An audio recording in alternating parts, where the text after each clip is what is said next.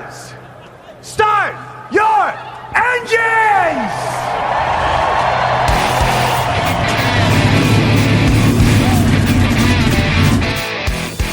Hit the pace car! What for? Because you hit every other damn thing out there, I want you to be perfect. When I'm driving, I got a guy on the radio who talks to me. You can see him, but he talks to me.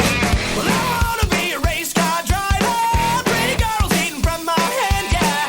Wanna live a life of fun and danger. No sweating working for the man, alright. Well, I wanna be a firefighter. Cool-headed when the heat is on, yeah. Save my baby from the burning building. Take her home and put the sprinklers on, alright. No, he didn't slam you, he didn't bump you, he didn't nudge you, he rubbed you. And rubbing, son, is racing. Hey, race fans, welcome to the Hoobazoo Radio Network and welcome to Drafting the Circuits. My name is Frank Santoroski. I'll be your host for the next hour as we talk about this past weekend in racing. Joining me in the studio, I've got Richard Youden, Luis Torres, and Christopher DeHarde. Fellas, how we doing? Good, thank you. Pretty well so far. Hanging in there with a superb mood. Hanging in there. All right, so you're doing about as good as Will Power this week. Hanging in there. So let's talk about the week in racing. We had a nice full slate of racing. We had two IndyCar races. We had Formula One, their second race in a row out there in Austria. NASCAR had all three of their national series, as well as ARCA at the Kentucky Speedway. They had a double header with Xfinity, ARCA race, truck race, cup race. Lots of action there with no fans. Road America, doubleheader for the IndyCars with fans. Lots of positive feedback from those fans that went. A lot of folks that I talked to on social media went out there, had a great time. Just felt so good to be able to be at a racetrack. And I was happy to see fans at a racetrack. I mean, mind you, the empty stands don't really detract from the television experience watching a race as much as it does, say, watching a basketball game or something like that. But it was nice to see fans watching the race. So, but that being said, let's talk about the two races we had there. Race number one was won by Scott Dixon, who used a nice pit strategy to get the undercut, and that worked out well for him, and it was his third victory in a row.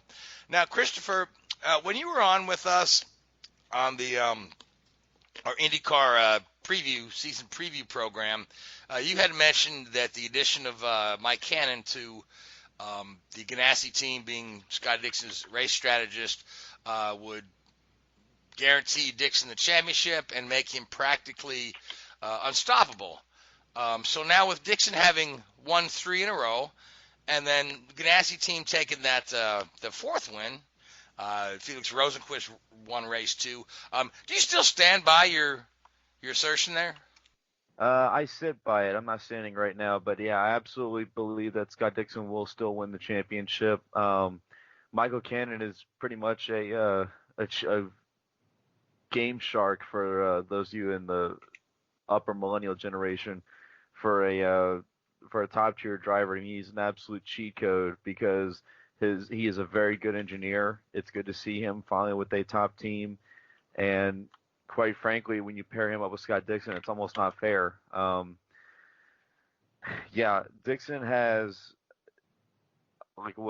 after four races now, he's got like a 54 something point lead, which is he's got a full race lead, yeah, including bonus points because you get 1 point for pole, you get 1 point for a leading lap, and I think you get 2 points for leading the most laps. So he literally has an entire race in hand over the rest of the field. So yeah, I do still stand by it. And let's face it, the only Marshall Pruitt actually wrote about this earlier today. The only time that a driver for Chip Ganassi Racing has won 3 races in a row and not won the championship in that same year was Scott Dixon in 2007. Who did he lose to? Future teammate Dario Franchitti for the championship that year. True. Now, yeah, like you said, a cheat code. Yeah, I love that. I love that comparison there because you figure, Cannon is a master strategist, right? And Dixon is the guy that can take whatever strategy you give him and play it to perfection. I mean, if you need Scott to save fuel, Scott will save more fuel than anybody. You know, if you need Scott to go full on and make up ground in a stint, Scott will go full on. I mean, here's a guy who really understands the strategy part of the race. And some people like to give Dixon crap and say that, oh, he's won so many races because it's all on fuel saving or fuel strategy or whatnot. But that's all part of the game, and that's why, you know, Dixon leads everybody, all the active drivers, and wins, and he's only a few behind passing some dude named Mario on the all-time list.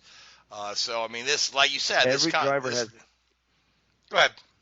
Every single driver has the same capability to save fuel if they want to. They just haven't learned what Scott did. He learned it at Nazareth Speedway when he was driving for Toyota with their old kart engines. That's how he figured it out. Hellatile won my Little League race in iRacing a few days ago. But, you know, another thing with Scott Dixon is this. He's, just turned 40? And Mario Andretti, I mean, granted, this was a different era. The drivers raced much later into their lives. Mario Andretti won a race and he was, 53, 54 years old? Yep, Phoenix in 93, yep. Yep, Scott Dixon is not done by any stretch of the imagination. I think that if not this year, then probably next season he could pass Mario on that list. And this is a question that we should probably ask, but where does Scott Dixon figure into the greatest of all time conversation? This is something that we need to this is a conversation that should be had, because you look at his win total, it is, you know, it's there. I mean, he's won it all, and it's not like he's gone up against, you know, small fields like Richard Petty did when he was in Cup. You know, people say, oh, Kyle Busch's 200 wins aren't legitimate in NASCAR Cross 3 Series, but you look at Scott Dixon's wins, you know, they are all against top tier drivers. So yeah. Yes, and in a very competitive setting.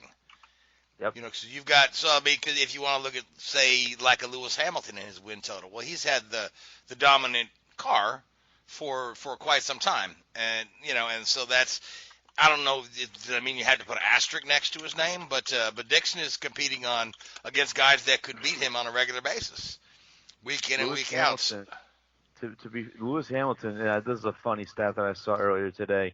Lewis Hamilton has more wins in his, 15-year career than Ferrari has in the last 10. Ouch. Well, that's true.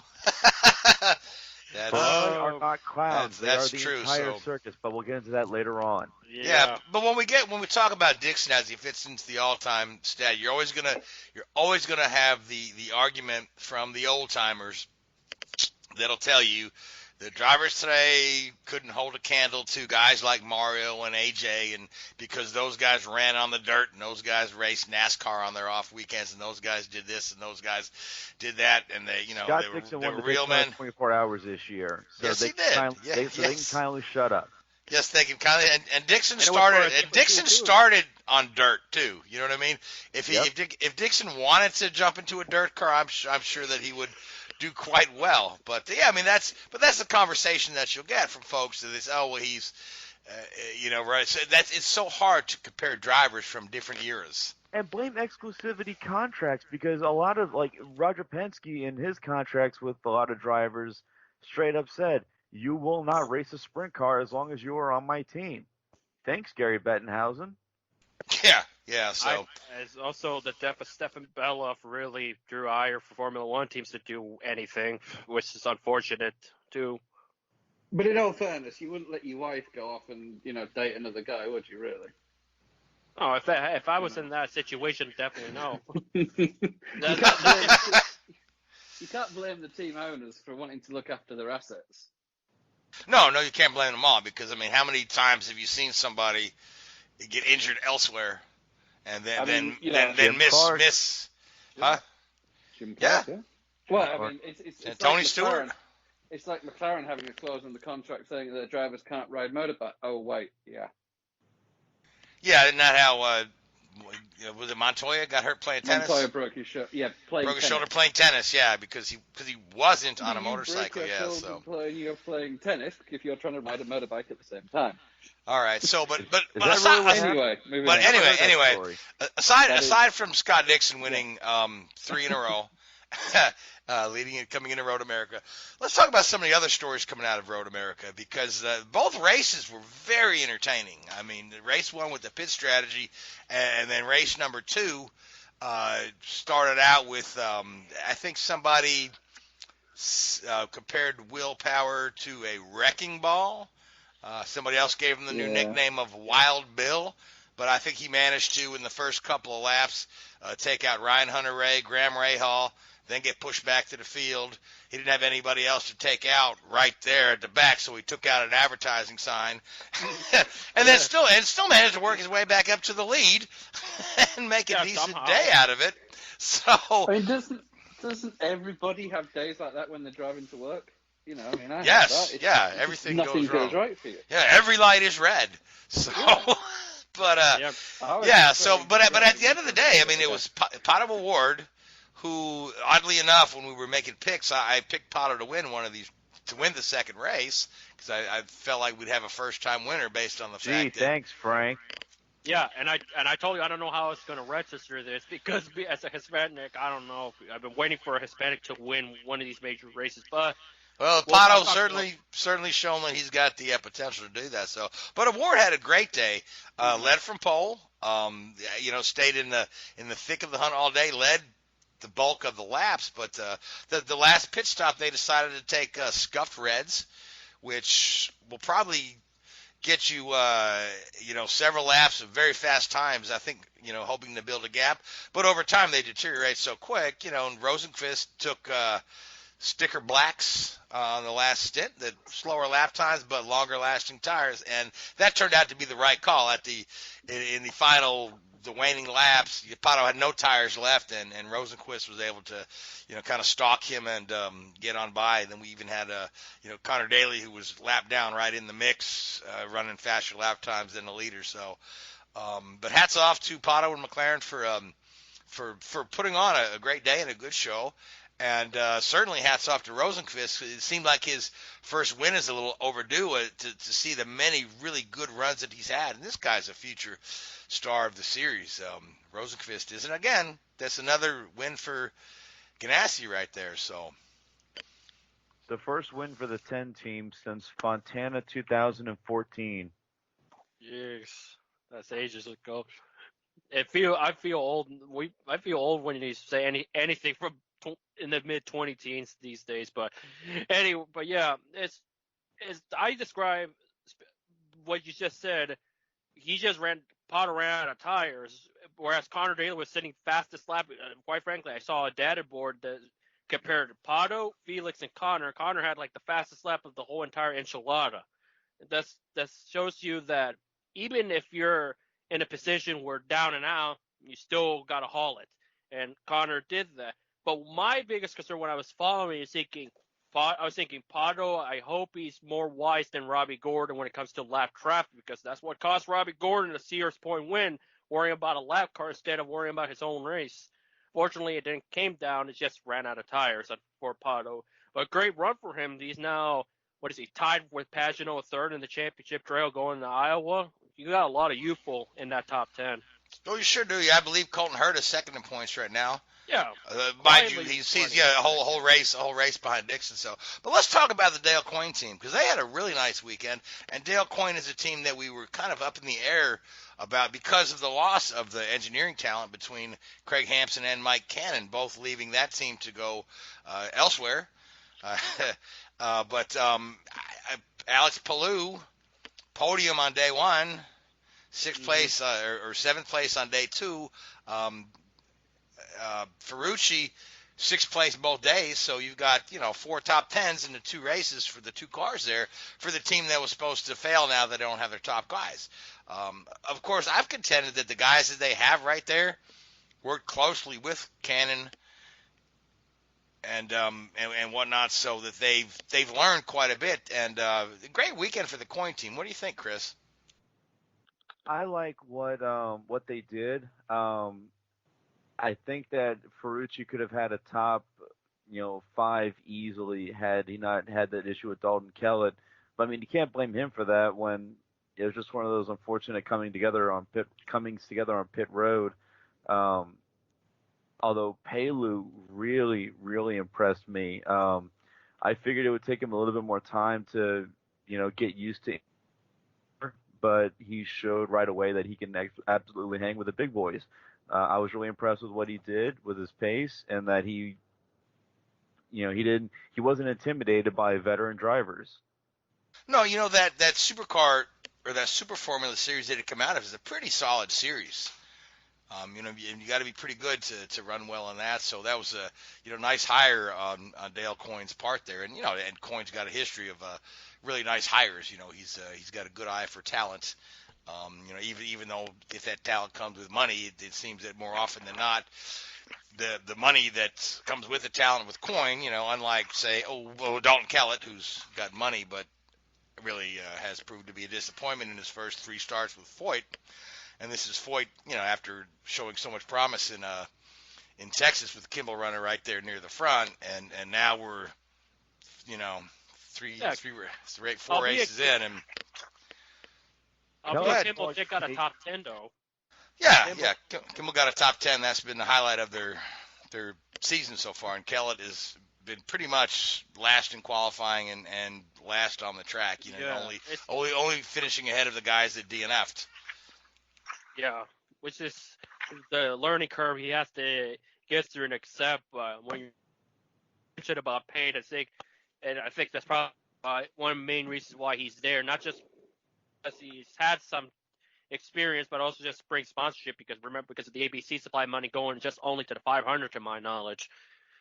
But he's got plenty of work to do. Whereas below, he like Chris said, he really impressed me on that run at Road America, because he basically came into the common consensus a virtual unknown unless you really follow the roots of other forms of racing around the world. Then you obviously know Palou. But for others, this is a first exposure, and I think he definitely made that continuation of the trend of young guys that have something to prove that hadn't gotten an opportunity, like a big-time opportunity like Wickens and Rosenqvist. Now we're seeing that with Palou. We'll see how he does in Iowa, because that's the big one for him on the ovals. I'm curious to see how he does, because we didn't really see much from him at Texas, because after what happened with VK, or speaking of VK, Palou is now ahead by 8 points in that rookie battle, which is going to get very fierce, especially once Askew gets the skid out of his system and rallies back, because he's been a rough couple of weeks for him. Yeah. By comparison, his teammates setting pole and leading laps, so. Who's also in that rookie battle as well, because he didn't have enough starts prior to lose his rookie status. So he's another good contender for Rookie of the Year. So, but let's talk about the Penske team. They seem to have kind of lost their way this year a little bit. I mean, they've as always they've been solid in qualifying, but they've not really been able to turn in a solid result. They've run near the front, but they're nowhere close to dominating any races like we've seen. We saw Newgarden start from Polo Road America and stall it in the pits. We've talked about Power's little adventures in race 2, and Pagenaud has been decent this year. He's had some really good runs, but poor qualifying starts. Yeah, real poor ones where he's had to really fight to get up to a decent position. So of course you gotta figure going into Iowa. Newgarden's probably got that one circled on his calendar. He's won there twice. Ryan Hunter-Reay's won there like 4 times, and Hunter-Reay had a good result. He hit the podium and Road American in race 1. His race 2 was ruined by Will Power on the first lap. He had something, the wall. Yeah. And really, that's one of the things we should bring up Power, because, we expect a lot from Will, given that he was the first winner back at Road America when the series came back there. I just don't know what happened with them. It's just mind blowing that something like this could happen with Will, and then you look at Rahal, where he gets hit by Will, and then he hits this concrete wall that's sticking out that far from the edge of the track. That was a danger right there. I mean, granted, I know that the wall has to, jet out a little bit so that the safety trucks can go out, but there has to be another way to let the safety trucks get out of there, because having that wall stick out like that, it destroyed that car. Yeah, I mean, I guess it is what it is. You wouldn't want them running into the safety trucks. So Yeah, you don't want that to happen. I'm honestly surprised they didn't stop the race, because if it was NASCAR, they'll be quick to throw a red flag like for something like that. But fortunately, Graham was okay, because that was a hard hit, especially he bounced into Rosenqvist and then just went dart into the wall. And Rahal, like Herta, having a pretty quiet but solid start to the year. Now he goes from 5th to 9th in the championship. That shows you, and that's the thing about that 15-day grind, 5 races in 15 days or so. You can't really have one bad mulligan, because you're going to fall deep into the points, and that's what happened so far with Graham on Sunday. Oh, yeah. Rossi. Yeah, Rossi. Yeah, so he finally made the podium, right, 4 races in. But this is a guy that many people picked in the preseason as their championship favorite, and now he's mired 12th, 13th in points. At one point, he was behind Marco in points. Oof. Oof. And I'm sorry, but Marco has not been, the standard bearer for Andretti Autosport, and to have, Ross to be that far down it was such an anomaly. And then you talk about Rossi going up. Well, Zach Veach had, I think, a pair of 16th place finishes. He's now down at 13th in points now, I think. Yeah, besides Texas, he's back where he usually is around for Veach. Yeah, the whole Andretti team seems to be, aside from Colton Herta, seems to be having a rough bit of a go. Good on Rossi finally getting to the podium, but it's at this point with Dixon, the championship for Rossi anyway is out of reach in my mind. At this moment, he's got at least some laps, which he hasn't done in a year. Yeah. So now, Richard, you've been quiet, so I'll bring you into the conversation. I know you had a chance to watch some of the Road America races. So what are your thoughts coming? I know you always like to talk about races on a proper racetrack, and I know that Road America has to fall right into your wheelhouse of what you consider a proper racetrack. Let me have some of your thoughts before we move on and talk about that Formula One race. Yeah, I mean, it was. You're watching the second race halfway through, thinking, right, how's Scott Dixon going to win this one now? But you've got to give the guys credit, the whole team. I mean, the phenomenal performance, phenomenal in a sport that is so, tightly contested. The strategy calls and the tactics. I mean, they got lucky in the first race, obviously, with I think it was Joseph's pit issue. But we talk about this so many times. It's all about execution, and it's unusual to see a team like Penske, suffer there. But great, two great races, really, really, really good. And you were talking about Graham Rahal's accident. That was a nasty accident. That was. I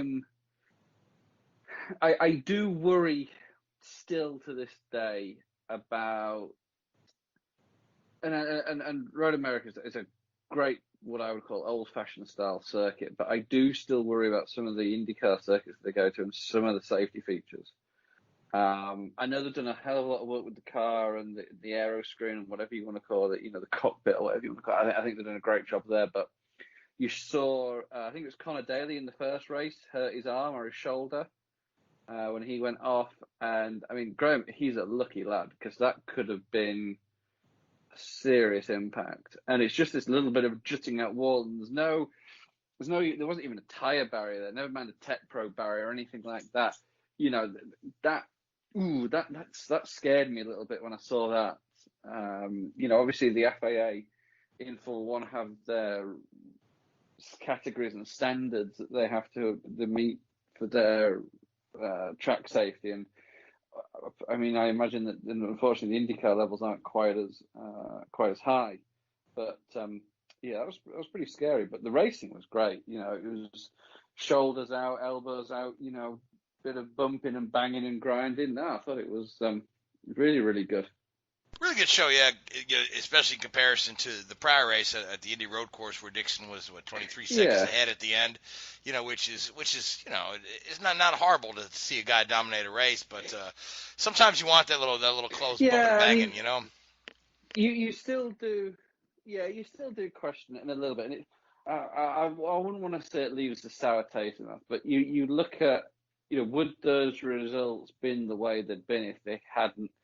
You know, the sort of this full course caution thing always ends up changing the effect of the result of the race. And it's like, you know, I wouldn't say it's unfair, but it's just unlucky at times, isn't it? And I'm sure for every race Dixon's won through that sort of scenario, I'm sure he's lost just as many. He's lost a few that way. Yeah, that's always been, you know, back in like the kart days, right? As soon as the yellow flew, you went right on a pit road. You know, now they close the pits till they, you know, which safety wise it makes a lot of sense. You know, close the pits, get everyone slowed down, and then open the pits. But that's what sticks guys that had just pitted behind the curve. So and it is what it is. But I wouldn't recommend going back to just the you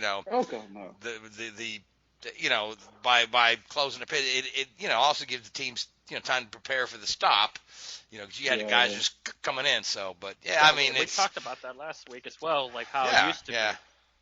Oh, it's interesting to see back in the before times. I think they got away with it though, didn't they? Ganassi guys in the second, I think it was the second race when they pitted Rosenqvist and Ericsson at the same time, and Ericsson almost blocked Rosenqvist getting out of the. I think that was the way around, wasn't it? And, something like that, yeah. But speaking of Ericsson, he fourth place on race 2. Good day for him as well. Yeah, he's a good solid driver. I've got a lot of time for him. I think he's good, and he'll win races. I don't doubt it. You know, that whole, you know, you look at the three big teams, you know, Andretti, Ganassi, and Penske. They've all got guys that'll win races and win multiple races. It's but it was good to see some of the smaller teams up there as well. Well, certainly, yeah. Well, but you know, Dale Coyne guy up there, you know, that's always good to see. Yeah, so. I know for sure. Yep. All right, so we're off to Iowa. 2 races in Iowa, 2 night races, a Friday night and Saturday night. So, Chris, you want to make some picks for Iowa? Who do you like? For me, it's extremely difficult to go against Joseph Newgarden because he's won there in the past. He's led there quite a bit in the past. It's difficult to do it, but yeah, I'll say Newgarden. What the hell? Newgarden sweeps both races? I think Newgarden will win one, and I think I'll go with Dixon for the other. All right, and here's an interesting stat. The 2 guys on the entry list with the most wins, and that would be Scott Dixon and Will Power, have never won at Iowa. So that would be checking off a box on Dixon's resume. Won at Iowa if you were to win there. So now, Louise, who do you like for Iowa 1 and Iowa 2? Let's see. Iowa number 2, I'm going with Newgarden, and I think they'll build from it. But I think when it comes to race number 1, I feel I know history has been against this particular driver when it comes to ovals, whether it's reliability or incidents. I feel like if Colton is going to be a dark horse for this championship, I think a win for him will start off that quest. And I go with Herta race number 1 and race number 2, Joseph. Okay, now, Richard. I don't think there's any dark horses for this championship, is there? Well, I consider Colton a dark horse because he's just had all these strong racing, but quietly, but yet effective. Will Power's a dark horse. The guy in second's a dark horse right now for the championship. But no, I don't think you can look past Newgarden. You know, with his record there, it's pretty impressive. And then you could throw out. I don't know. It'd be nice if you had a complete. Let's say Pato O'Ward actually gets one done. Let's throw that one out there. There you go. He looked good. And he looked pretty good in Texas, didn't he? Did he have top 5 in Texas? Where did he finish in Texas? I think he 12th. finished down the order. Finished Oliver, 12th. okay. Oliver Askew finished 9th at Texas. Okay. I knew it was one of those guys had a reasonably strong run out there, but yeah, it's good to see him at Road America. So yeah, let's see if he carries that momentum on. Yeah, I mean, the Schmidt-Peterson team, which McLaren is based upon, has some good results at Iowa. Hinchcliffe won for them a few years back. But I'm gonna go with you guys and say Newgarden's gonna win one of these. But I think the other one is gonna be a guy who hasn't won a race in a little while, and I'm not going with Marco because he hadn't won a race in a lot of while, even though his last race. In 9 years. Yeah, but his last race one was at Iowa. But I'm gonna say Graham Rahal pulls one of these Iowa races out. I think he's a bit overdue for a win, and I think that he's in a good mindset this year, and the team's giving him a pretty good car. So that being said, we will move on to Formula One, where we were in Austria, and Lewis Hamilton got win number what? 80 something, yeah. 4 was it? Ever getting ever so close to passing Michael Schumacher. Like 7 away to tie him. Yeah. Yeah, I think it was 84 then, wasn't it? Yeah. Yeah, because Schumacher had 91 or 92? 91. 91. So yeah, so it'd be 84 then if it's 7 away, yeah. Yep. No, all right, so again, the Mercedes looked great, but the Ferrari was supposed to have some upgrades, and Oh, so much for that upgrade. All right, Richard, take it away. Talk us through Austria. So Austria Part 2, or Styria, was it? I can't remember the exact. But anyway, the region of Austria where Spielberg, the track is. Yeah, you had a lot of guys doing a lot of running on the Friday because it was like a monsoon on the Saturday, and everybody expected the qualifying to be cancelled on Saturday, but they managed to get that in. And it was a little bit unfortunate. We've already got a true feel for the pace, and this was part of Ferrari's problem. They're trying to do back-to-back comparisons, and qualifying is an ideal place to do one of those back-to-back. So they never got that chance, but they thought, never worry, lads. We've got 71 laps tomorrow in the race, so we'll be good. Be able to get some really good data in the race, and whatever you do, just keep it clean. Don't do anything silly like hit each other into turn 3. Famous last words. Exactly. And that's what they did. Leclerc is very hard on himself, as we've seen in the past in a number of situations. And he openly admits he made a mistake there going into turn 3. Outbraked himself, trying to put the car into a place where he couldn't. He took evasive actions to try and avoid Vettel and went up the curb on the inside, and that launched him into Vettel's rear wing and took both of them out, which was a shame. But going back to qualifying the day before, in the rain, you had a great performance by George Russell in the Williams, getting through. I think he qualified 12th and ended up starting the race 11th due to a three-place penalty for Leclerc from passing under yellow flags during one of the practice sessions. So, the Williams did really good to get up there, and Latifi had a pretty good qualifying session as well. So they looked, that was the team. They almost made it into Q3. But Hamilton was just dominant in that rain. He had one of these weird Hamilton weekends at the first race. He was just off the pace. He just didn't.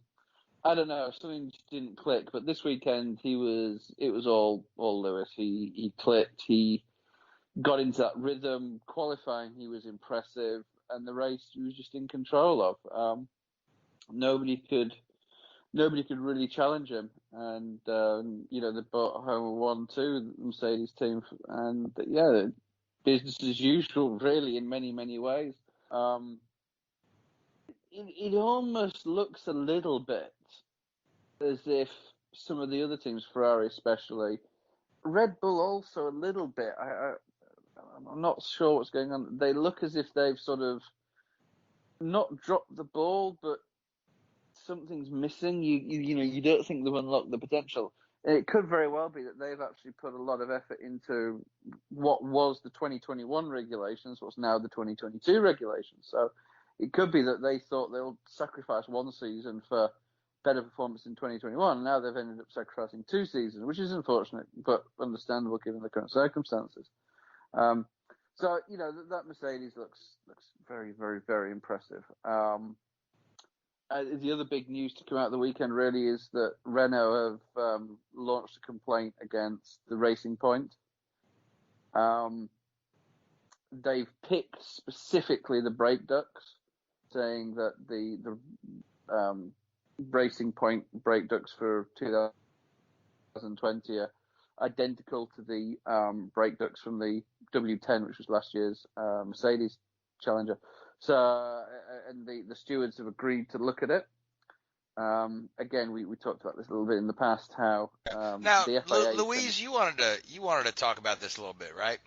Yeah, a little bit. As far, here's the thing about Ferrari. It's just I kind of knew I was not going to expect much from them at Austria. Both races, it's the Hungarian where I'm going to be very critical about them. But after the Styrian Grand Prix, it's like it's too early to be doing stuff like this. And I know Charles Owen held himself very accountable, which is admirable, but this has gone to a point where it's just getting pretty bad with Ferrari when you're no longer sure they're number 3, but they're acting like a number 6 team right now. And I don't know if it has to do with just they're behind. Of course, with the pandemic happening, it certainly doesn't help their cause, but they gotta get something fixed, because right now if they keep colliding like this or having subpar performances, it's not going to help Vettel's stock, and I don't think it's going to really help Leclerc's stock as far as him living up to that number 1 driver moniker that he'll definitely have in 2021. So, yeah, with that in mind. And speaking of Renault, this is not the first time they're doing something like this. I remember a couple years ago they protested the Haas, which was Grosjean, over something, and then they got their wish. They penalized Grosjean, and they gave Sorokin the measly lone F1 point of his entire career. And with Renault being, I don't know, they're desperate. Are they desperate to be the number 4 team or number 3, or they're just willing to they're afraid that they're not as good as Racing Point? No, what it'll be is I don't know this. I don't know this for certain, but what typically happens is an engineer will move from one team to another, and they'll turn around and say, hey, so-and-so does this. So it wouldn't surprise me if a Racing Point engineer has gone to Renault on employment, which they're perfectly entitled, it happens a lot of the time, moved around, and said, oh, yeah, gosh, dude, we basically copied the W10 on everything. And, that happened, goodness me, if you go back to 2005, I think it was, or 6, when the BAR Honda got suspended for 2 races because it had the illegal fuel tank. Everybody had an illegal fuel tank. It was just an engineer that used to work for BAR went to Renault, I think it was, and Renault reported into the FIA, and the FIA checked it and found them guilty. So that's a lot of what happens a lot of the time. So it would not surprise me if that isn't sailing, if they're not sailing a little bit close to it. I mean, you look at the photographs, and they are incredibly similar. The detail will be what's going on internally, where there's no photographs available. If the internals of the brake ducts are very, very similar, then there'll be problems, because you can't achieve. Anybody can take a photograph and copy a photograph these days in manufacturing, rapid prototype manufacturing. It's not difficult. But when you look at the intricacies of things underneath the car, and what's telling, this is the telling part for me. Yes, the Racing Point is very, very fast this year. And yes, it does look like the W10. But you can't just copy a car. But you can't just look, that Red Bull's really fast. I'm going to copy the front wing. And I'm going to copy the rear wing. And I'm going to copy the side pods and whatever. Because if you do that, you'll be nowhere. What you have to understand is, A, how it works, and B, what the parts of the car that you can't see, how they're working. So how's the suspension geometry work? How do you set the car up? How do you control airflow under the car? How do you control the electrical brake bias systems?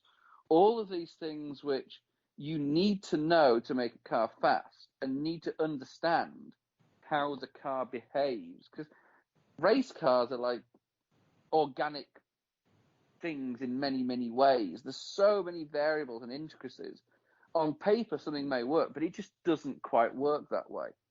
So the fact that their car looks similar, okay, great, it looks the same, but it's also fast. That's the intriguing part of it, and that's what's got people up in arms, because they are now saying, well, there's bits that is proprietary information that somebody else must know to make that quick. Certainly. Now, let's move on from the protest, and let's talk about Valtteri, right?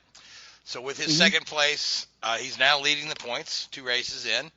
The word on the street is that he has been offered the 1-year contract again to stay on for 2021. He was looking for a longer bit of a contract, but it looks like he's going to go ahead and accept the 1-year extension. But it's early in the year, though, isn't it? Which is it's early in the year. Like I say, he's leading the points here. So do we see a straight up fight between him and Hamilton? Do you think he has the the gumption like say Rosberg did a few years ago to take the challenge to Hamilton and win? I just can't see it. As much as I'd love it, because just on a personal level, I'd love to see it. But I think Rosberg got under Hamilton's skin and annoyed him and irritated him and made Hamilton lose that championship in 2016.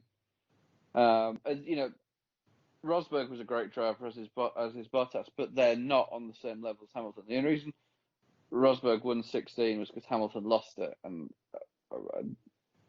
in my opinion anyway. But I really don't think that Valtteri has that ability to niggle and needle at him and annoy Hamilton. And I think there's very few people that can. Rosberg, I think Verstappen could. I don't know if Vettel could. I think Ricciardo could. Aaron Burr? Oh, no, wrong Hamilton. Somebody got it. All right, so let's talk about Sebastian then, okay? News story I read yesterday that Sebastian is maybe mulling over announcing his retirement, with very few options out there for him. But evidently, the Haas F team says, "Oh, we'd be happy to have you come drive for us." Do you see Vettel making that move? He'd rather retire. Vettel, it would not surprise me more and more if Vettel does not go back to Red Bull. I think that for a number of reasons, I don't think he'll retire. Secondly, he's still a top tier driver in many, many ways. And this is no disrespect to Alex Albon at all. He's half a second to 3/4 of a second a lap slower than Verstappen. Yeah, he's not making the huge mistakes that Gasly made last year, and he's not out to sea. I think Gasly's faster than Albon, but Albon can handle the pressure a little bit better than Gasly can. And that's a good observation. I agree, yeah. If Red Bull want to win World Constructors' Championships, they need 2 top-tier drivers. And unfortunately, of the Red Bull stable at the moment, Albon, Gasly, Kvyat, they've all proved that they're just not capable of doing it. And I think Vettel would go back there for a relatively small fee. I don't think they'd be having to pay him $20 million a year to drive. Yeah, he's got some money in the bank, yeah. Exactly. He'll be fine, yeah. So where's the incentive? He knows he's not going to go to Mercedes, who are the other top team. So, if you want to be competitive, that's the only seat available to you. And I think it would appeal to Red Bull. Helmut Marko did say something about, it'd be nice to bring Sebastian back to where he belongs, or bring him home or something along those lines. I can see that happening from, Red Bull need 2 top drivers. They are struggling. And again, this is no disrespect to Albon. But you look at his junior career, it wasn't great. He got the Toro Rosso drive because there was nobody else really available for it. And he got the Red Bull drive because Gasly was, to put it bluntly, shitting himself every time he got in the car. Gasly was ghastly. Oh, yeah. So, all right, so we're on to Hungary. That's my prediction. We're on to Hungary next, and there's some concern because there's a lot of restrictions in there for people coming out of non-European Union countries, which would be anybody from the UK, as well as a few other countries, that they're not allowed to leave the track or leave their hotel with the threat of jail time. So this is just, I don't know if you've read this little tidbit, but yeah, there's a little concern there. I think some of those folks are going to want to get kind of in and out of there as quickly as possible. But is that how to lose your Grand Prix in one fell swoop? There you go. Yeah. Yeah. So now are we? Is that this coming weekend, or do we have a week off in between? This weekend. Okay. So let's talk about the Hungaroring.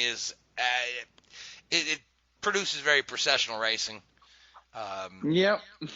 So what can we expect? Just another Hamilton route? I fear so. Yeah, I really do. Unless Verstappen can get something going, he's pretty quick around there. It's not a power track, so you could you would see Verstappen up there a little bit more, because I still think the Honda's a little bit down on power. You may even see the Ferraris a little bit closer to the front. I'd expect both of them to make Q3 because it is as I say, you're not power. It's where power, the whole thing last year with that engine deal is what's causing Ferrari's woes this year. I'm pretty certain of it. So I expect, but I still, despite all that, I still do expect to see, Hamilton up there and Valtteri that 0.2 of a second off and 5 seconds off at the end of the race.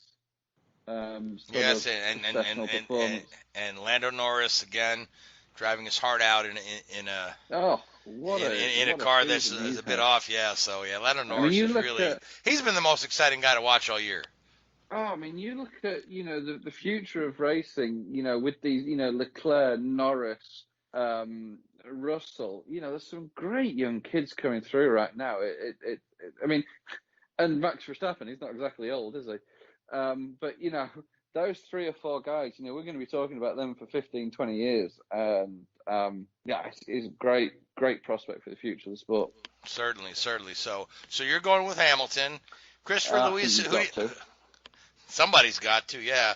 You guys care to pick a winner for the Hungaroring? I think it's going to be Hamilton, but I think Verstappen should be there a little bit more closer. I just checked the margin.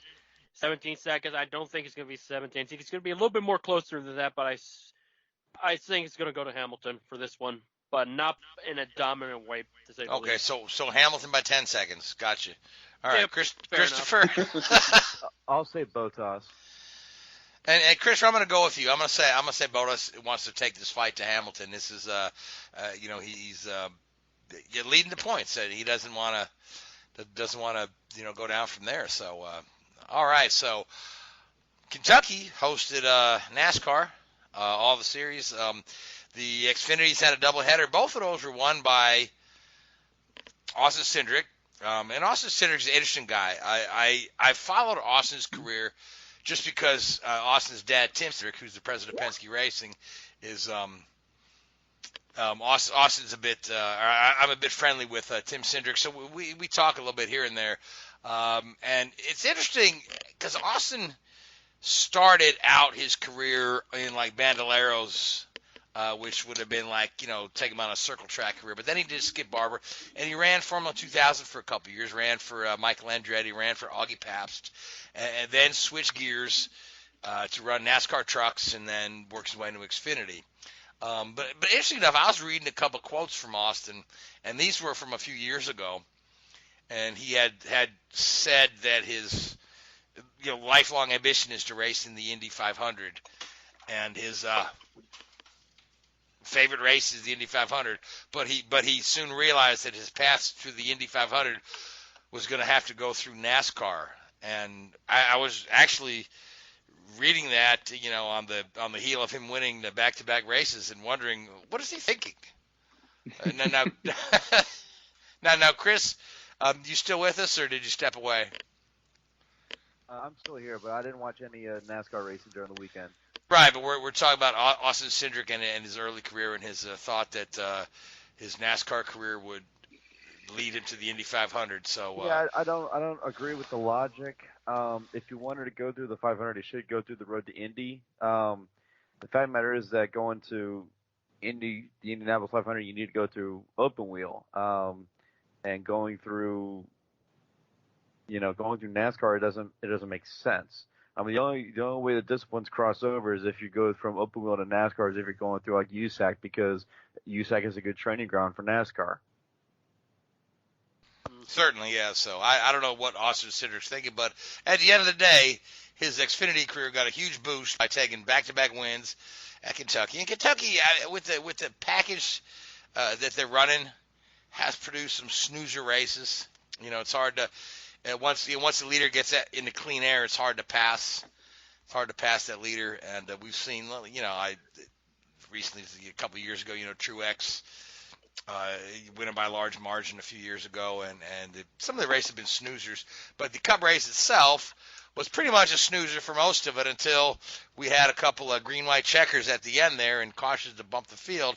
And Louise, you can fill us in on what happened there. Well, because it was pretty fun. Let's talk about it. Yeah, it was definitely fun because I was thinking, okay, you have Harvick, you have Truex, you have the usuals out there, and then out of nowhere, with some help by Matt DiBenedetto, Cole Custer just decided to go, no, I'm gonna go drive through it, go to the outside 4 wide, and send the mail. And boy, he did there. I was like, wait a minute, this afterthought rookie, because that's what he's been all year. Sure, he got a top 5 at Indy last week. This guy's just made it 4 wide and won the darn thing. And he took the longest way around and won the thing. I was thinking, how did this? He just came from out of nowhere, because when you're looking in that rookie class, you're thinking probably Reddick may have the best chance of winning. Custer, sure, he got Stewart-Haas power, but aside from Harvick, Stewart, and Eric Almirola now, Stewart-Haas has been kind of their team that's just underwhelming, but now he's got a win from out of nowhere and becomes the 33rd driver to win in all 3 National Touring Series and the 3rd youngest to accomplish it in that span of time. I read a stat earlier. It might even have been you that posted it that all of it's Stewart-Haas posted. They said all of their drivers have won in all 3. Yep. All their drivers have won in all 3 National Series. Mm-hmm. So which is hey, good for Stewart-Haas there. But so that kind of shakes up the playoff picture, because now you got a guy who's 20th in points, right? Who's guaranteed a spot in there. And you got guys like Kyle Busch, who's I think he's 11th or 12th in points, and he's Benedetto, Reddick, and Jones. You got so many guys now have to be stronger than ever, because remember, if Custer ends up being the only rookie winning, he locks up Rookie of the Year by default, because it's based on most points now for the last couple of years. Not a special format where it used to be 10, 9, 8, 7, 6, 5, 4, etc.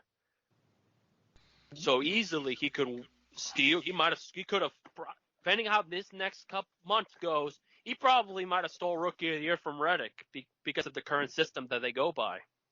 Yeah, winning a race always helps. You know what I mean? Mm-hmm. Lucky or not, right place, right time. Yeah, because he was, he wasn't a factor all day long.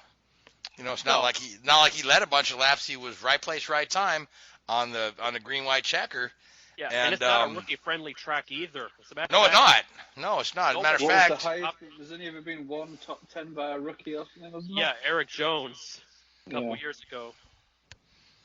And the sad thing about Custer winning, if there's one sad thing about it, is that All-Star scheme is now going to have the LED lighting. Oh my goodness. If you haven't looked at the scheme, Bob, do the cars have lights? Bob. Yeah, I'm pretty sure Bob's got a lot of those questions too. But okay, so all right, I'm trying to follow you. So you said the sad thing about Custer winning is that the All-Star race, the cars are going to have lights. No, the number placement. Just look at the paint scheme and the number placement. Yeah. What does that have to do with Custer winning? Now I gotta go see that for the whole entire race. I'm not crazy about the number placement of the Stewart-Haas cars. If they lower it down to center, or maybe make it a little bit more aesthetically pleasing, and I'll live with it. Like Ryan Preece and Martin Truex Jr., perfect example of where the number placement and sponsorship goes. I like it. I'm not too crazy about the number placements of the All-Star race. I'm okay with them willing to try it, but man, couldn't they have picked a nicer scheme or a nicer execution of it for Custer? Custer put on a great show at the very end. Don't get me wrong, but that All-Star scheme is an eyesore. And that thing under the lights, I'm looking forward to seeing the cars with the neons underneath them. Hey, I'm looking Do they bounce up and down as well when the music plays? Yeah. I like it to be, but obviously. Oh, God, man. Oh yeah, but we are on to the All-Star race, right? So it's going to be Bristol. And Louise, what's the format for that? There's some tweaks to the format. Yes, there is. During restarts, before the green flag, they have a choose cone for those short trackers. That makes Matt Weaver ecstatic, and Jeff Gluck submitted the fact that thing's going to happen. But anyways, a choose cone. It's a short track concept where the leader gets to choose whichever lane, and then it's up to the other drivers. If I recall, they choose wherever lane. So say a driver 12 wants to gain track position, and they see that the inside groove is not working, they could go to the inside groove and go from like 12th to 2nd or wherever. So they get to pick their lane choice. All of them get to pick. It's not just like the leader chooses one lane and everybody follows. And also, like we talked about, they're going to have the neon lights and also test out the number placement outside of the center door. So that's about the big things coming out of it. And of course, it's at Bristol instead of Charlotte. Yeah. So now, Richard, you've been in and around the world of NASCAR. Now, Bristol used to be one of the most exciting races on the calendar, but in recent years, it's not quite had the oomph that it once did. You know what I mean? It's Oh, yeah. and then they've kind of, with the last, the last couple things they've done to the track and the layout, they've kind of ripped the heart and soul of what the old Bristol used to be like. So, but what are your thoughts about utilizing Bristol for the All-Star race? And I understand the why, and the why is because Tennessee is open to having spectators, and this is a perfect opportunity to let 30,000 fans go to the race because there are 150,000 seats and there's plenty of room to social distance those fans and treat fans to a race. So I understand why they're going to Bristol, but Bristol for the All-Star race. What do you think? I think to coin a phrase, they're flogging a dead horse there. I think that the way that short track racing works needs to be changed before places like Bristol and Martinsville get back to where they were. I think that in some ways adding this, I don't know if they're doing it this week, but the traction compound, I know that was, I think it started at Bristol, didn't it? It was one of the first places they put it. Yeah, that sounds right. Yeah, I think so. Yeah, but they're trying to create because they don't want processional racing. But the problem is when you've got two grooves, when you have processional racing, there's only one way to get in front of the guy in front of you, past the guy in front of you. You move him. You don't need to now. You can just sit there, and that's why everybody loves the short tracks. Was for the bumping and banging and the knocking of knock a radiator out, and you'd put planks of wood in your rear fender to stiffen them up and all this sort of stuff. And we used to do all sorts of stuff with the radiators to stop the radiators from, breaking and, cooking the engine and what have you. So, they need to do stuff like that. Maybe look at the brake package as well. Make everybody's like, oh, well, you need long braking zones for overtaking. I don't think you do. I think if you give them a car that won't necessarily turn as well naturally on the banking, and give them a little bit more aggressive brakes that maybe fade a little bit more, or look at the tire compounds. There's stuff they can do, but they just seem reluctant to do it, I think. And it's a shame, as I say, Bristol, I know the Bristol night race used to sell out in like a day or two, didn't it, for 130 Yeah. It used to be one of the hardest tickets to get in racing. Now, Now I don't think they're going to be worrying about social distancing though. Let's put it that way. I was there 2 or 3 years ago, and it wasn't even half full. It was very, very disappointing to see. And it's partly the economy, and it's partly lots of other things. But they need to do, Bristol's an iconic track, and they need to do something to bring back entertaining racing there, because with the two grooves, it just doesn't do anything. You need to be. I'm not saying you need to do what was it Darrell Waltrip did and split his car in two, but you need to do something. You need to. Michael. Yeah, I don't know. You need something.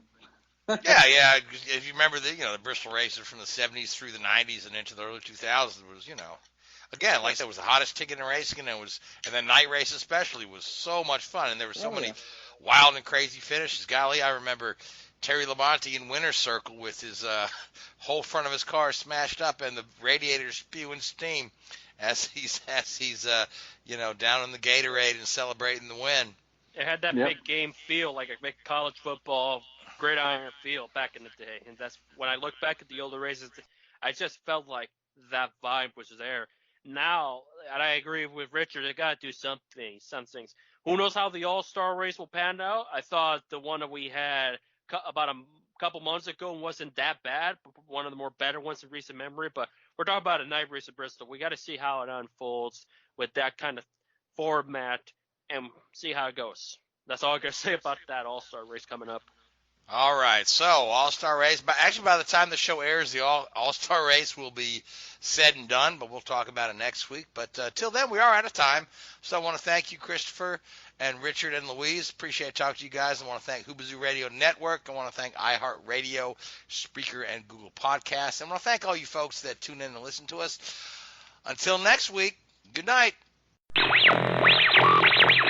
WHOOBAZOO, that's Hoobazoo.com. Enter website, enter website, enter website, enter website.